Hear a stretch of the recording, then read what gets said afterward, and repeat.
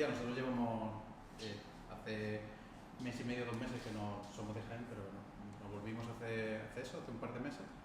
Y nada, veníamos acostumbrados de la Comunidad de Madrid, de Valencia, Barcelona y tal, o sea, comunidades mucho más grandes, de que hay 200 grupos de cada especialización de lo que te imagines, y nos hizo ilusión que se hiciera algo en Jaén, ¿verdad?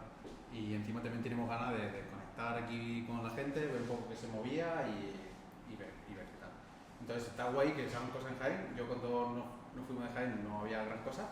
O sea, yo organizaba el GDG, luego estaba organizando también el GDG en Valencia unos años y tal.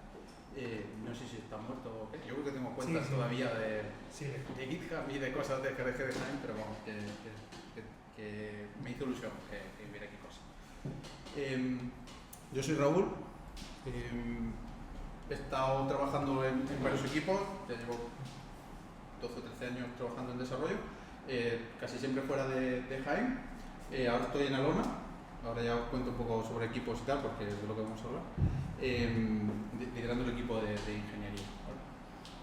Hoy vamos a hablar de Stream Programming. Stream Programming,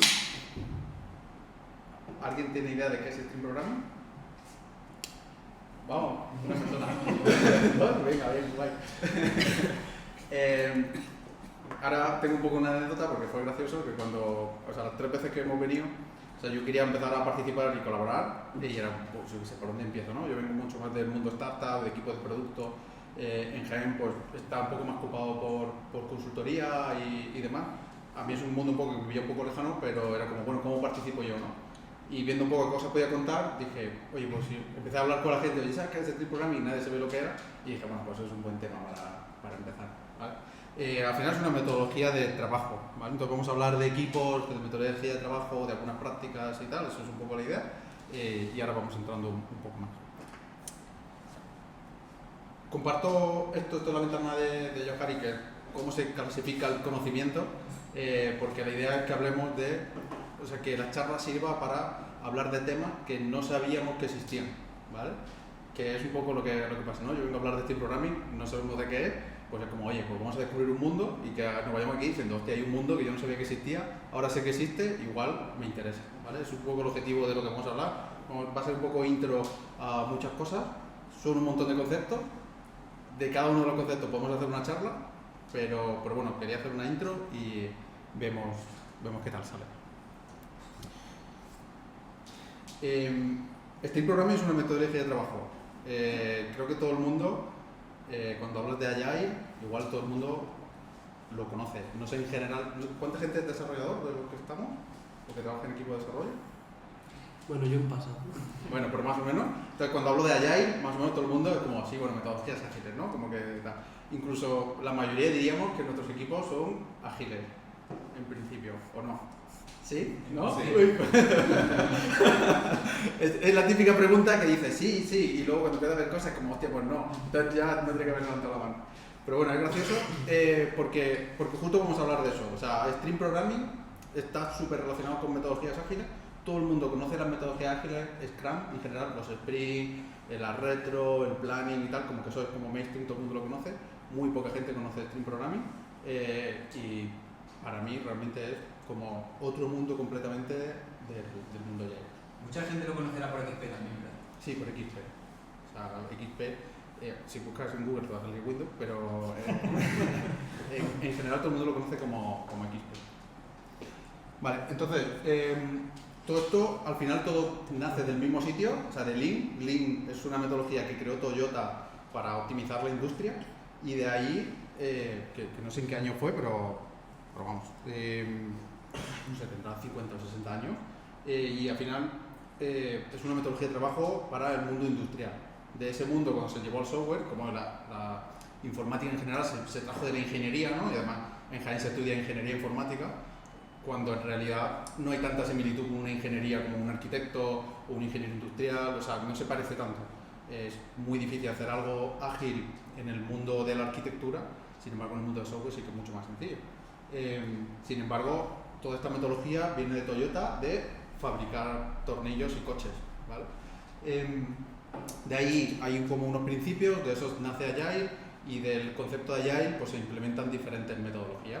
Scrum, que es una que se conoce todo el mundo, pues los Sprint, la Retro, el Planning, no sé qué. Está Kanban, pues, que es otra metodología, y Stream Programming, pues también viene un poco del mismo mundo. Cuando hablamos de Agile, ¿no? Preguntaban en plan, ¿consideramos que somos Agile?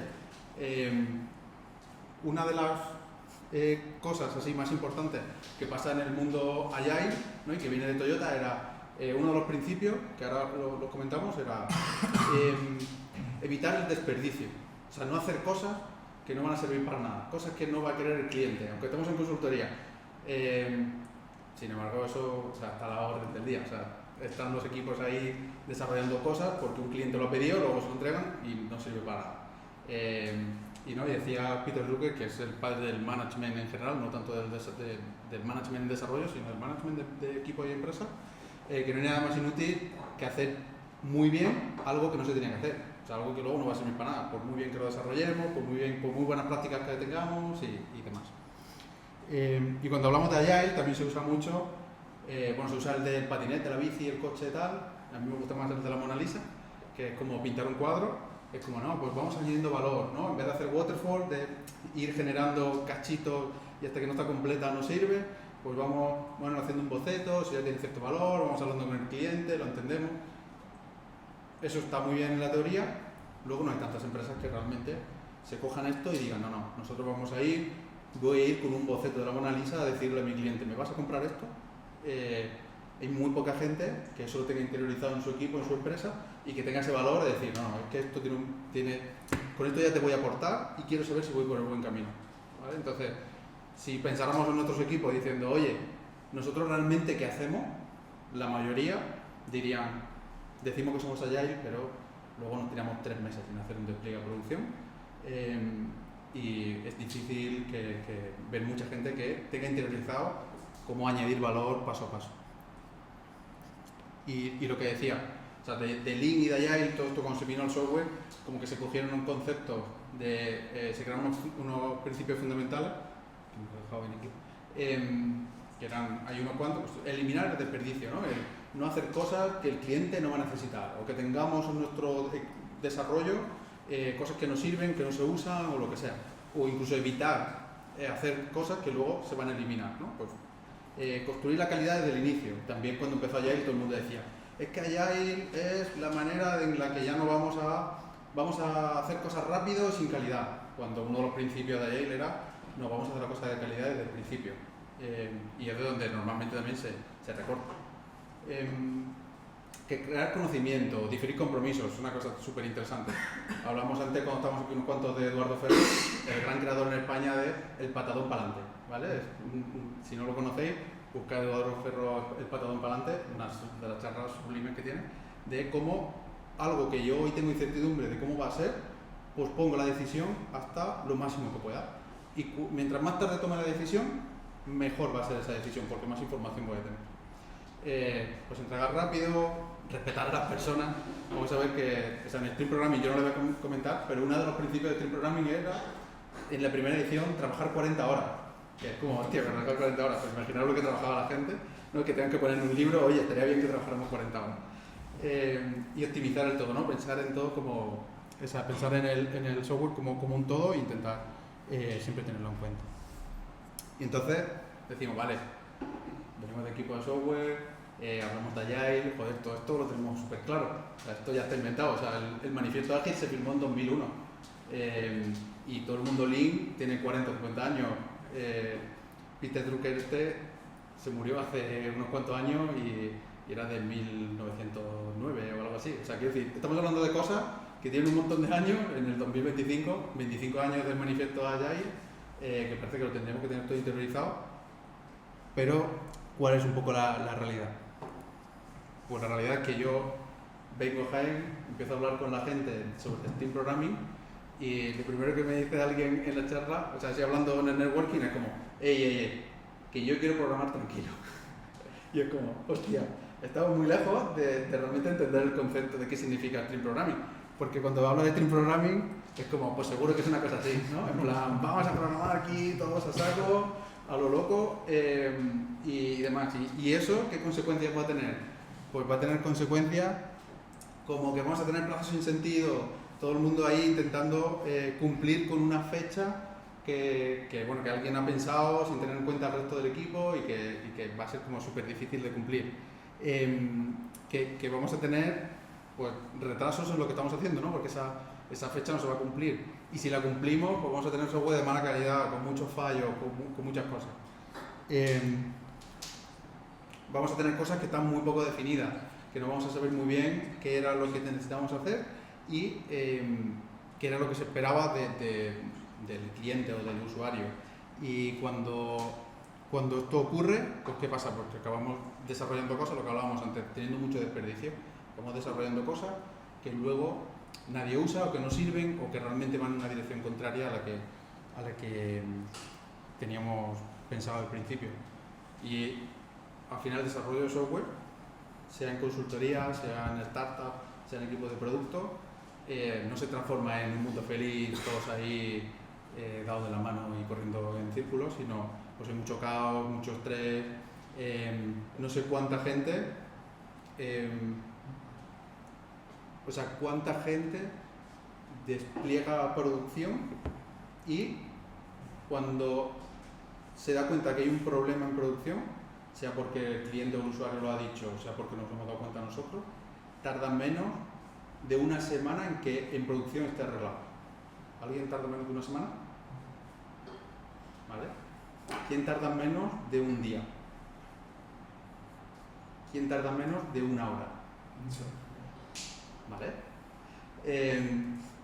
¿Qué pasa? Cuando tú solo despliegas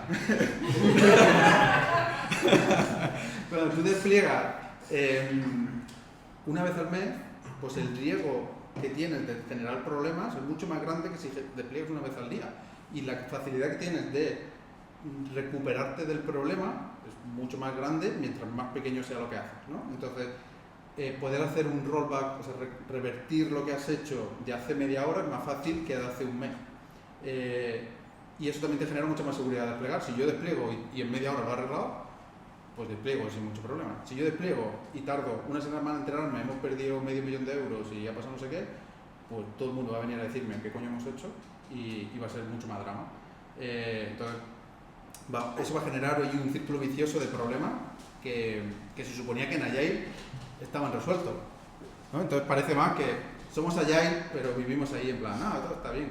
Vivimos un montón de caos, vivimos un montón de cosas que realmente es por una mala implementación de Agile. Pero creo que en Stream Programming, creo que vamos a hablar, es mucho más difícil vivir ese tipo de problemas. Cuando hablaba de un poco lo que he estado haciendo en los últimos años, o sea, he estado liderando equipos en Mercadona Tech, entiendo que Mercadona Tech más o menos os suena, es la aplicación de Mercadona Online para comprar online y demás. He estado ahí 6 años, ahora estoy en Alona. En Mercadona decíamos que vendíamos lechuga, ahora en Alona estamos sacando datos de robots de fábrica. Y por contaros un poco números, son 2 equipos que hacemos Stream Programming, o sea, 2 equipos en los que Stream Programming era algo súper importante, en el que nos preocupaba, lo intentábamos mejorar, lo perseguíamos. Decir que eres un equipo de Stream Programming es un poco relativo, es igual que el que dices soy Agile, pero luego pues tarda mucho en desplegar, no es muy ágil, tiene mucho waterfall ahí entre mini waterfall dentro del equipo. Por contaros algunos números, un poco para que os hagáis una idea de lo que se transforma un equipo de Stream Programming a la realidad.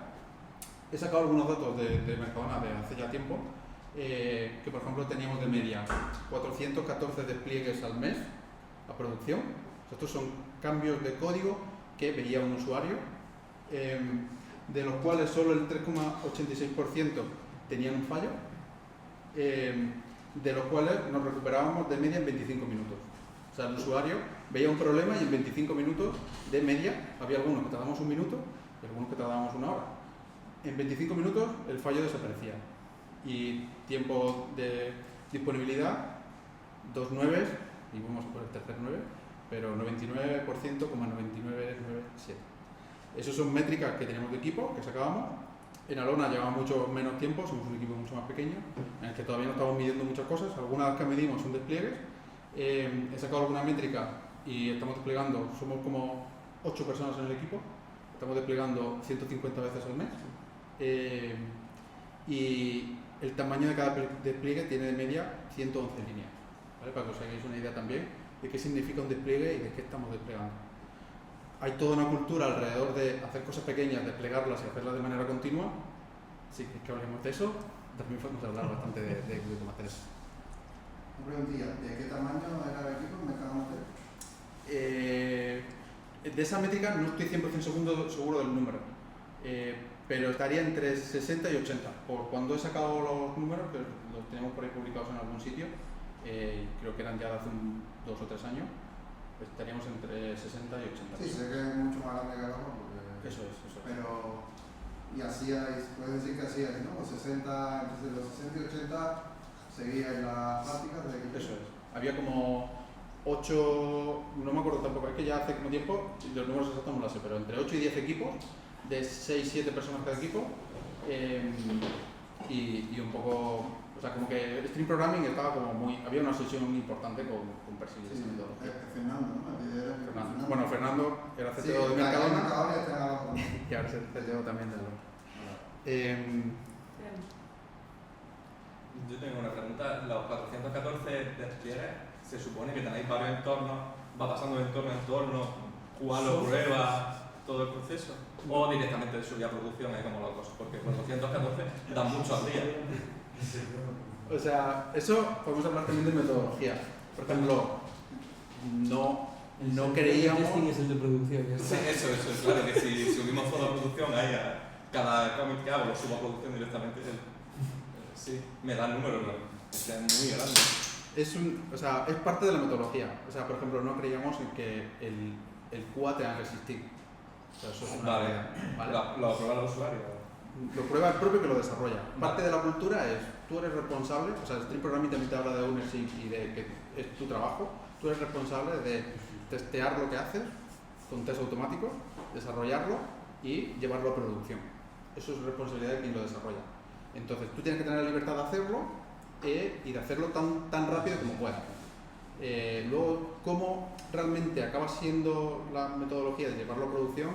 Pues puedes hacer continuous deployment, puedes hacer continuous delivery, puedes hacer trunk-based development de mercar directamente a Master. O sea, ahí podemos hablar de metodología. Vale. En Mercadona había equipos que hacían unas y había equipos que hacían otras, eso también es verdad. En Alona estamos haciendo una especie de trunk-based development que, aunque hacemos pull request, pero cuando tú merges una pull request, eso va a producción a los usuarios. ¿Vale? Eso también para que más o menos hagáis una idea de los números. ¿Vale? Ahora entiendo la palabra de stream. Vale. Entonces, entramos en Stream Programming. ¿Vale? Stream Programming al final es una metodología, es una implementación de una metodología ágil y Ken Beck, bueno, y Cintia Andrés, aunque el conocido es Ken Beck, pero bueno, lo hicieron 2 personas, escribieron el libro, lo describía un poco como que Stream Programming es una oportunidad de ponerte a prueba, ¿no? De ser tú mismo, para darte cuenta de que tal vez has estado bien todo el tiempo, o sea, que lo que no te encajaba en tus equipos, igual hay equipos donde tú encajas, o al revés, ¿no? Que igual donde lo que tú crees tampoco encaja en el equipo. Básicamente es una implementación de lo que decía, de un mundo agile. Ken Beck es uno de los firmantes del Manifiesto Ágil en 2001, ¿vale? Y escribió el libro de Stream Programming. Un poco también para que os hagáis una idea de o sea, quién es Ken Beck y un poco dónde se movía. Es un conjunto, Stream Programming es un conjunto igual que Agile, de valores, principios y prácticas. La mayoría de las cosas que pasan en el Stream Programming o que se conocen en Stream Programming son prácticas. No se conocen tanto los valores y principios, pero pasa igual que Domain Driven Design, que se conoce mucho de separar dominio cuando hacemos código y tal, no se conoce tanto la parte estratégica y demás de DDD. Pues el Stream Programming pasa igual, hay una serie de valores y principios de pues, la comunicación, por ejemplo. Una de las cosas que empuja Stream Programming es la comunicación hablada sobre la escrita. Si nos juntamos para decidir algo y para hacer algo, es mejor. Es bueno dejar luego las conclusiones y dejarlo escrito, pero fomenta la conversación sobre tener que hacer la escritura. lo argumenta de diferentes maneras, en plan, bueno, pues escribirlo es solo en one way, en plan, yo te escribo un documento, alguien lo tiene que leer, no me puedes dar feedback o me tienes que dar feedback de otra manera, es como complejo, entonces es como, bueno, para tomar ciertas decisiones igual es mejor comunicación. Y de ahí salen prácticas como hagamos pair programming, ¿vale? Es como todo el rato tiene una serie de principios que acaban en una serie de prácticas. Yo los valores y principios, como era una intro, pues tampoco nos vamos a meter. Yo creo que es más interesante que hablamos de algunas prácticas y que, no sé, también si tenéis feedback de algunas que hagáis, hay algunas de las prácticas que no tienen por qué hacer stream programming, igual sí que las hacen, ¿vale? Porque muchas son conocidas y tal. Si alguna la hacéis, pues lo comentamos también, que es interesante. Quiero empezar por TDD. O sea, aquí no habla de que hagamos test. En Stream Programming se da por supuesto que todo lo vas a cubrir de test, ¿vale? Aquí lo que habla es, vamos a hacer TDD, que es primero escribo los tests, luego escribo el código que cumple con los tests y después lo refactorizo. O sea, ya no hablamos de hacer test. No sé cuánta gente hace test en ese equipo, ¿vale? ¿Y TDD? Vale, guay. Entonces, al final es una práctica dentro de Stream Programming, que es como si tú quieres perseguir ser un equipo de Stream Programming, TDD tiene que estar en tu esencia, ¿vale? Eso que, ¿por qué Kenbeck habla de, o en Stream Programming se habla de TDD, que es una buena práctica? Pues porque dice, oye, tú cuando haces TDD te obligas a hacer varias cosas, a pensar en cuál es el caso de uso que vas a resolver, vas a implementar el mínimo código que resuelva ese caso de uso y vas a evitar, por ejemplo, sobre ingeniería, no te vas a poner a desarrollar cosas de primera que a lo mejor nadie va a usar o que no tienen mucho sentido.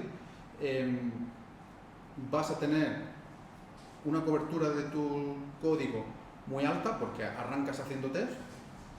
Tener cobertura alta no es sinónimo de buen código, ¿vale? Pero tener una cobertura baja sí es mala seña. Es como, si tienes una cobertura baja estás jodido, si tienes una cobertura alta igual no, ¿vale? Pero también por setear ahí expectativas con eso. Entonces al final vas a hacer incrementos pequeñitos que vas a hacer todo el rato, ¿vale? ¿Qué decisión tomo a nivel de diseño para hacer este cambio?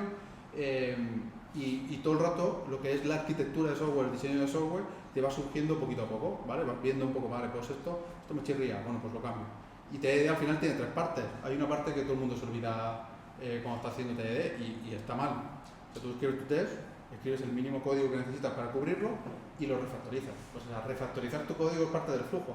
Si no refactorizas tu código, pues vas a acabar con una mierda de código, igual que si no hubieras hecho TDD, ¿vale?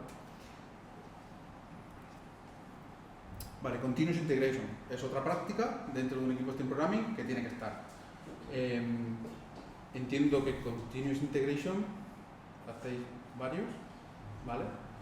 Básicamente, coger tu pieza de código y juntarla con la base de código general de tu equipo o del resto de equipos o exactamente como tengas montado tu entorno, ¿vale? Tiene que ser automatizado y tiene que tener una serie de validaciones. Si no haces test, es raro hacer Continuous Integration porque, claro, yo pongo mi base de código ahí y nadie me garantiza que no estoy rompiendo nada, ¿no? Es como, es raro hacerlo, igual es mejor que no hacerlo, pero es raro hacer Continuous Integration sin ciertas validaciones como pasar los test, comprobar que la aplicación se construye correctamente y ciertas cosas automatizadas que te ayuden a que tu proceso, a que cada vez que haces algo compruebes que no has roto nada lo más pronto posible, ¿vale? Eso va a hacer que tengamos ciertas validaciones automáticas, que detectemos muy rápido errores que no tendríamos que detectar en otros entornos o en producción y que la colaboración también sea más sencilla, porque yo no estoy rompiendo tu código, a la vez que tú subes tampoco el mío, todo está más o menos validado y se hace de manera automática. Small releases. ¿Por qué antes cuando contaba que hacemos 400 despliegues al mes, claro, salen muchos despliegues? ¿Por qué? Porque hacemos despliegues muy pequeños, ¿vale? Hay diferentes conceptos relacionados con hacer releases pequeñas, con Continuous Delivery y con Continuous Deployment. Son tres conceptos que se pueden hacer de manera individual o que son diferentes grados de nivel dentro de lo que es el despliegue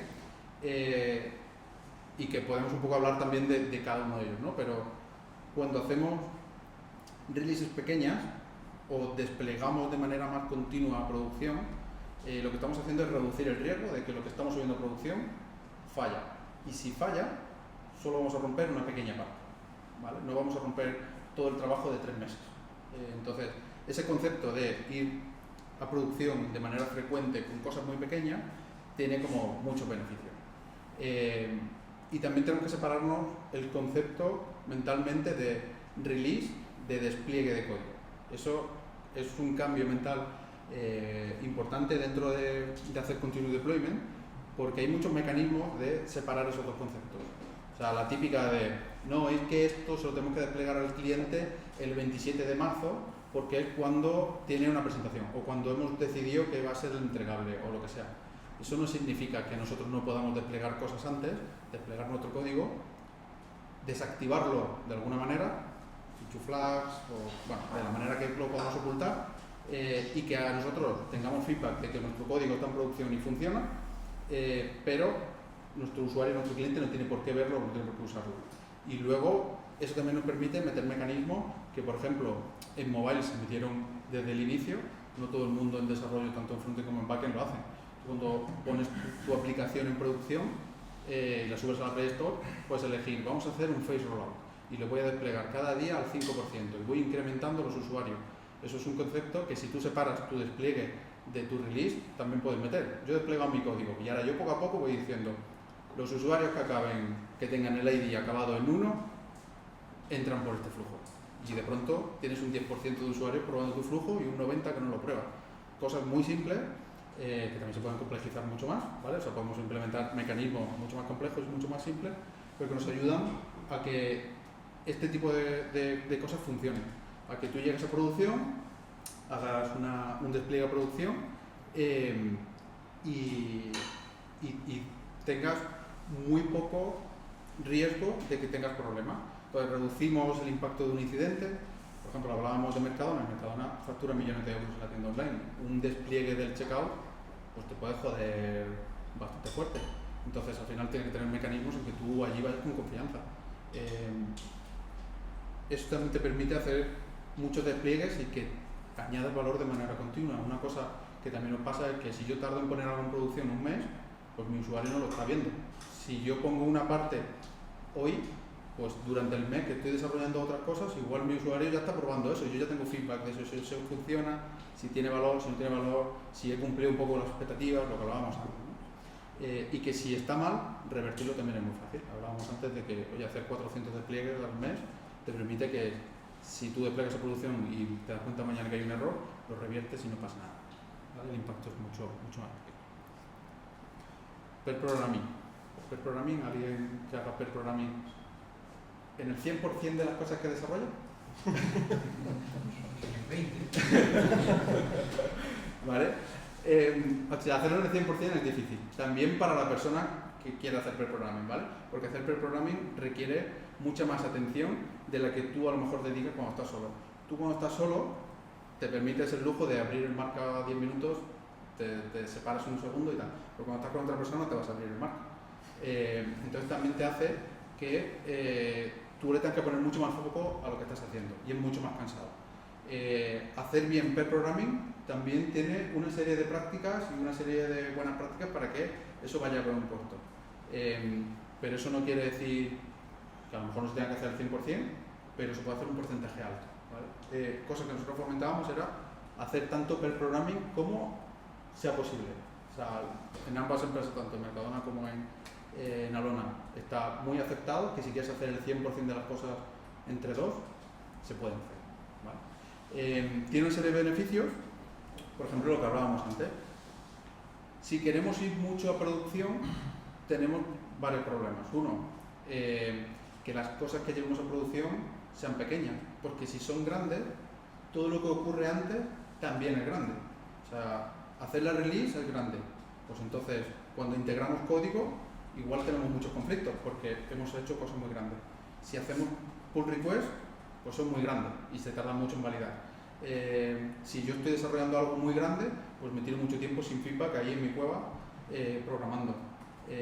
Incluso a nivel de producto, cuando se divide algo, para, oye, esto es una funcionalidad que tiene sentido este trozo, pues si también todo lo demás es grande, pues también va a ser grande. Entonces genera un círculo vicioso que hace que todo el rato todo sea grande y que perseguir una metodología como esto sea súper difícil, ¿vale? Hacer pair programming, si el resto como que lo perseguimos, nos ayuda a que tengamos más de una persona pensando en la solución. Lo típico que siempre todo el mundo suele pensar es como, bueno, pues necesito el doble de gente, porque voy a hacer la mitad de cosas. Si estoy usando el doble de gente para hacer lo mismo, pues voy a ir la mitad de rápido. Pero es porque no tienes en cuenta muchas de las cosas que ocurren cuando tú desarrollas software. Hay muchas cosas que son el tiempo que te atasques en alguna cosa que no sabes muy bien cómo continuar, en el que luego vas y lo compartes con alguien y tú explicándoselo a alguien te das cuenta de cuál es el fallo. Pues eso no pasa todos los días, todo el tiempo. Pues ya tienes ahí una persona con la que eso te pasa continuamente. Cosas como la solución que haces. Si tú haces la solución de manera individual y tú solo al problema que te estás enfrentando, pues vas a tener las ideas que tú tengas. Si lo estás haciendo con otra persona, oye, pues ya tienes el doble de ideas de cómo solucionar el problema. Cuando voy a llevarlo a producción, oye, pues si ya lo hemos hecho entre varios, porque estamos hablando de pair programming, pero hay otro concepto que es more programming, que también podemos hablar de more programming si queréis. Oye, pues ya lo hemos mirado entre varios. Si el concepto de pull request es que estemos alineados y que otra persona valide que estamos alineados en el trabajo, ¿no lo hemos hecho ya haciendo pair programming? O sea, es como, oye, pues es otro concepto que igual nos facilita que podamos ir más veces a producción mucho más rápido, porque ya la forma de trabajar nos permite hacerlo. Y cosas simples como que haya alguien que solo toca un trozo del código y que tiene el conocimiento de eso, que nadie lo quiere tocar porque todo el mundo le da miedo tocar ahí, y cuando hay un problema llamamos al mismo, pues no pasa, porque si estamos haciendo pair programming, al menos hay dos personas que lo hacen. Y si el pair programming nos obligamos a tener buenas prácticas y a que no siempre todo el mundo lo hace con la misma persona, pues vamos a compartir mucho más el conocimiento de nuestra base de código.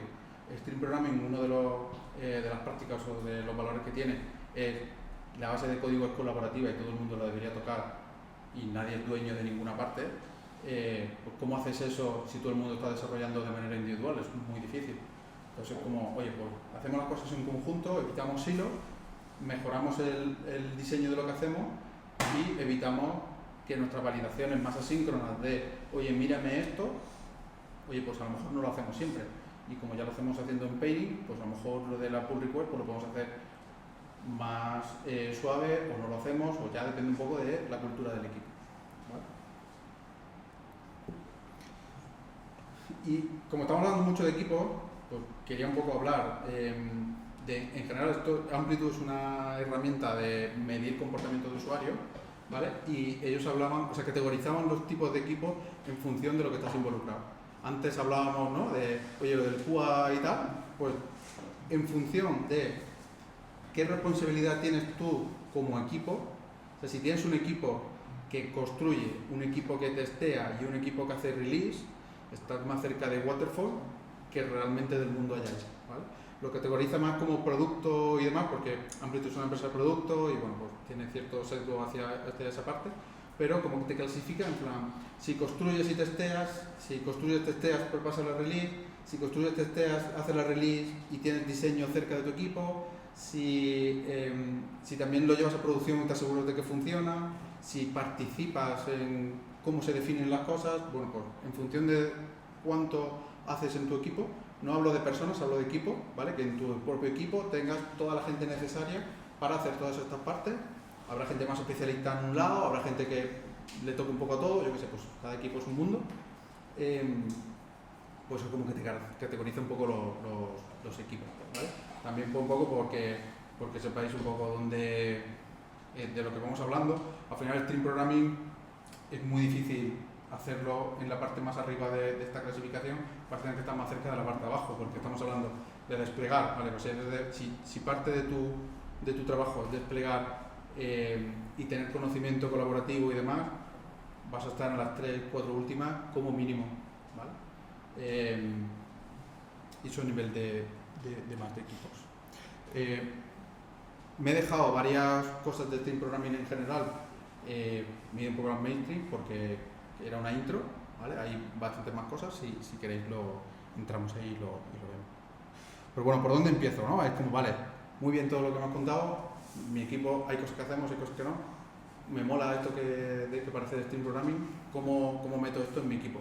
Partiendo de que somos un equipo Agile y demás. Hay un par de libros, me he traído una copia y vamos a hacer, y era un poco el regalo de que vamos a hacer ahora, que alguien, no sé muy bien cómo hacerlo, si hacer uno y uno y que dos personas se lleven el libro o al mismo darle los dos, no sé muy bien, pero hay dos libros súper interesantes de todo este mundo del desarrollo siguiendo otras metodologías, que es The Nature of Software Development, que habla mucho más de mantener las cosas simples, aporta valor y hazlo de manera pequeña. Es súper fácil de leer y es bastante interesante. Y luego Stream Programming Explained, que es el libro canónico de Stream Programming. ¿Vale? Hay varias ediciones y hay cosas que están escritas de hace muchos años que igual ya están un poco desfasadas, ¿vale? Lo que hablamos de trabajar menos de 40 horas, cosas así. Sobre todo en la primera edición había cosas un poco ya que hoy no sonarían un poco raras. Pero bueno, la segunda edición está bastante guay. Y explica un poco, o sea, podéis tener toda la explicación de por qué la metodología, cada una de estas prácticas, cuáles son un poco las cosas positivas que aporta, por qué es bueno tenerlo en el equipo y demás. Eso es un buen libro para leer e introducirse en esto. También William Thomson era un matemático, un químico, no me acuerdo, que se murió en el 1907, ¿vale? O sea, estamos de frases de 100 años en las que todavía hoy nos cuesta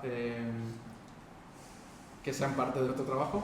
Decía, lo que no se mide no se mejora, ¿vale? Yo creo que tiene mucha razón, que para yo poder enseñaros, oye, mira, estos son dos equipos y fijaos lo que pasaba, 400 releases o 140, tal. Esas son métricas que nosotros teníamos en el equipo y que queríamos mejorar y que queríamos, en plan, oye, si parte de nuestra cultura es que estas cosas pasen, pues las tienes que medir, ¿vale? Hay varios libros también relacionados con cómo hacer métricas de equipo. Hay como uno muy típico también, las métricas DORA, que son 4 de esas que ponía ahí, pero bueno, pues medir el tamaño de nuestros cambios, medir cuánto desplegamos, medir cuánto tiempo tardamos en llegar a producción, medir cuántos de esos despliegues a producción tienen fallos y cuánto tardamos en restaurarnos de un fallo. Son métricas bastante guay para optimizar como equipo, ¿vale? También cuidado porque son métricas que mal usadas también pueden ser, ¿sabes? ¿No? Pues históricamente se han medido líneas cambiadas para incentivos de cosas, eso luego pues, es un desastre. Sí que es verdad que estas en conjunto, si las mides todas en conjunto, si intentas hackear una, o sea, jodes otra, entonces es como difícil no medirlo todo como un equipo, ¿vale? Una pregunta ahí. ¿Habéis logrado medirlo automatizadamente? Sí, excepto cuánto tiempo tardábamos, bueno, el tiempo que tardamos en poner algo en producción realmente es lo que se conoce como lead time. El lead time es un ciclo mucho más abierto. Por la manera que tenemos de trabajar es muy difícil medir cuándo empiezas, ¿vale? Pero sí que medíamos desde que tú hacías un commit de tu código hasta que eso llegaba a producción, cuánto tiempo pasa. Cycle time, ¿no? Sí, eso es. Medimos más el cycle time que el lead time. No, el lead time es difícil porque la teoría dice también que desde que a ti se te ocurre la idea Eso es. que quieres hacer esto.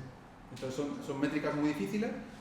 Teníamos nuestra versión, en general con las métricas es más importante, pues aunque Google, por ejemplo, tiene varias métricas que lo llaman las métricas DORA, sacaron el libro de Accelerate y tal, como que hay toda una ciencia alrededor de las métricas, y sacó una referencia de qué es bueno y qué es malo en las métricas. Al final nosotros lo medíamos más como tendencia, en plan, ¿vamos mejor o vamos peor? O sea, hemos hecho este cambio y esto ha mejorado nuestra métrica o lo ha empeorado. Y eso era básicamente lo que usamos. No era tan importante si 400 releases es bueno o es malo, ¿no? Claro, si tú haces uno al mes, ves 400 y te parece una locura. Pero si haces 400 y un mes haces 350, es como, hostia, pues hemos bajado 100 releases, ¿no? Es como, por medirte contigo mismo. O para frasear a Edu, que lo mencionaba varias veces, Edu decía, hay un umbral ahí ya que ya te da igual medir eso. Es decir, cuando tú ya llegas a un umbral de que tú despliegas cuando quieres, que si tienes 400 despliegas al mes, es que tú despliegas cuando quieres ya. Eso es. Cuando tú llegas a ese punto ya da igual medir eso un poco, ¿no? Ya estás ahí, ya has pasado ese umbral que da igual, ¿no? Así que tienes que seguir midiendo la calidad y otras cosas, pero si tú llegas a ese umbral es como, mide que te mantienes ahí, que tú puedes seguir haciéndolo, pero ya el número en sí Eso es. Como queda un poco más. Y hay otro tipo de métricas que también hoy en día se miden, que son más de lo que se llama mantener las luces encendidas, ¿vale? Que es el KTL, bueno, no me acuerdo las siglas en inglés. KTLO, Keep the Lights On. Eso es. Que básicamente es cuánto tiempo invertimos en cosas que no es desarrollar, que es en ha pasado no sé qué, ha pasado no sé cuánto, es mantener el sistema. Pues son otro tipo de métricas que son muy valiosas también, que te pueden decir en plan cómo de productivo eres y demás. Yo tengo una preguntilla también. Las tres primeras puntos son muy de gestión programática. Entiendo que lo que realmente se mide y lo que le da valor a que lo que está haciendo es bueno son las dos últimas, ¿no? El porcentaje de fallo cuando tardas en recuperarte de ese fallo. Porque lo otro, es decir, si haces un despliegue por cada línea de código no significa que estés haciendo un mejor producto. Claro, no significa nada. Pero si tienes un 100%, bueno, un 0% de fallo, sí que significa eso. Sí, pero también a costa de qué, ¿no? O sea, a veces tienes que medir en plan, oye, si yo tengo un fallo, pero ese fallo tiene un impacto muy grande porque he tardado mucho o lo que le he desplegado es muy grande o no tenía mecanismos de recuperarme, pues aunque solo falles una vez de cada 100 despliegues, si ese fallo tiene mucho impacto, eso también lo tienes que saber, ¿no? Y todo lo que hice, un poco la filosofía era como, si despliegas mucho y tienes pocos fallos, es una buena señal. Sí. Si despliegas poco y tienes pocos fallos, pues igual tienes que mirártelo. Pero ya os digo que realmente el número en sí es un poco relativo, o sea, cada equipo pues, se compara consigo mismo y ya está. Y ya un poco, quería terminar con esto y ya regalamos los libros, nos vamos. No sé cuánto tiempo llevo, pero a mí me sale aquí 57 minutos. ¿No? Digo, ¿no? Vale. Estaba ya un poco agobiado, en plan, hostia, 57 minutos es una locura. Vale. Quería un poco acabar con un poco sentimiento cuando te vienes a una charla en la que te cuentan una cosa que no tienes ni idea, pues arrancas un poco diciendo, bueno, me he venido a hablar de allá y vaya chorrada, ¿no? Ya lo tenía súper claro y tal. Luego vas viendo cosas y es como, hostia, espera, esto de plegar 400 veces, igual es otro mundo. O sea, y la gracia es eso, ¿no? O sea, descubrir cosas que a lo mejor no sabías, saber que hay un mundo ahí en el que ese tipo de cosas se hacen, interesarte por eso y nada, y aprenderlo. Y cuando te empiezas a meter y empiezas a intentar cambiar tu equipo, pues te das cuenta que igual es mucho más difícil de lo que parecía en la teoría, pero bueno, que sepáis que se puede, ¿no? Que hay equipos que lo hacen y que se puede hacer. Vale. Cosa también que quería hacer, en plan, os ayudo, no en plan, me voy a vuestra empresa y os ayudo consultoría ni nada de eso, en plan, quiero que hagamos, o sea, hoy es la última charla de esta temporada, o sea, yo como tengo ganas de hacer cosas y meterme en sarao, es como, oye, ¿qué hacemos cuando volvamos de verano? Creía que no tenía muy claro cuánta gente iba a venir y había preparado como una encuesta, no sé qué, pero creo que es más fácil que hagamos, eso está guay, esto no. Y son como 4 cosas, ¿vale? No sé si puedo pasar aquí. ¿No? Spoiler. Bueno, ya lo he contado antes. A ver, no sé, aquí va. Pues había preparado como 4 cosas que creo que podemos hacer y que pueden ser interesantes, ¿vale? Vamos a hacer un workshop de TDD, de hacer los tests. A ver, no me todavía. Pero espera, voy a contar las 4 porque como vamos a votar, pues supongo que la gente elija. Hacer un workshop de TDD, de escribir primero los tests, luego código, luego refactor, ¿vale? No sé si con alguna cata, no sé si con algún proyecto más real, no sé si vamos a usar el proyecto de la comunidad un poco para hacer cualquier cosa, no sé, nos inventamos algo, pero hacemos un workshop de hacer TDD. Si alguien tiene idea y hace TDD en su equipo y quiere participar para organizarlo, porque TDD va a ser una cosa muy hay 2 personas haciendo cosas, entonces una persona solo organizarlo es un lío, entonces seguramente que tendríamos que ser varios para organizarlo. Una charla de cómo hacer cosas pequeñas y desplegar mucha producción, ¿no? Hablábamos de 400 releases, ¿vale? ¿Eso cómo se hace? Porque yo cuando me viene una historia de usuario que me tiro una semana haciéndola, o sea, ¿cómo hago eso, no? Pues hacemos una charla de hacer releases pequeñas, integración continua y continuous deployment, o lo hacemos en modo, bueno, una charla de equipo de producto, como hay mucha comunidad en consultoría aquí, igual podemos hablar de producto, o yo qué sé, porque me parece interesante. O hacer lo que hemos dicho de cosas pequeñas pero en plan workshop, en plan hacemos un workshop de competir de qué equipo hace más pequeño la misma feature, ¿vale? Entonces o lo contamos y luego hacemos workshop, o hacemos workshop, lo pasamos mal y luego hablamos de la teoría porque entonces no sé si a alguno os parece interesante. o lo que sea, pero por apuntarme una y luego se lo pongo al equipo y tal. ¿Votamos así en plan? Sí, lo que queráis, lo ¿Sí? que queráis. En plan, interés en TDD. ¿Hacer TDD? También depende mucho de cómo se... Bueno, va a enseñar código de programación porque depende... No, programamos todos. Si es workshop, es Claro, todos haciendo cosas. ¿En qué lenguaje? Esa es la cuestión. Yo creo que da igual. Cogemos una cata. Si hacemos una cata, Vale, hacemos una cata de internet de cualquier concepto y cada uno que lo haga en el lenguaje que quiera. vale. Sí que es verdad que va a haber lenguajes más fáciles de hacer TDD y algunos un poco más complejos. Sobre todo el setup de los tests y demás. Pero yo creo que da igual que lo podemos hacer en el lenguaje que queramos. ¿Y se pueden votar varias opciones? Sí, Vale. sí. O sea, si veo el que más manos vea, pues eso hacemos. Y luego el resto, pues... Luego voy a decidir yo. Alberto tiene ojos de algo todo. Vale, o sea, por las caras conforme lo iba contando, workshop de cómo dividir cosas para hacerlas más pequeñas. Este de yo creo que sería... Vale, o sea, todo el mundo workshop y de los dos temas estos, ¿no? Es un poco más eso. Vale, pues preparamos algo y... A ver, me pongo el ratón. O sea, realmente, por ejemplo, para el workshop de dividir cosas, hay varios. El método de la hamburguesa, y luego está el método, el carpaccio de elefante, hacer carpaccio de elefante. Son dos workshops que están bastante guay, ahí que podemos hacer. Uno es más orientado, igual está más cerca de la definición, ¿no? De cuando vamos a escribir historia de usuario, que esa historia de usuario es más pequeña, y el otro está más orientado a código. Pues podemos hacer cualquiera de los dos y luego, y si está guay, pues hacemos el otro. Vale, o sea, pues eso, ya lo había contado antes. Tengo los dos libros. ¿Quién los tiene, los dos? Aquí los tenía que tener, muy bien. Entonces hago uno y uno, ¿no? Porque sí,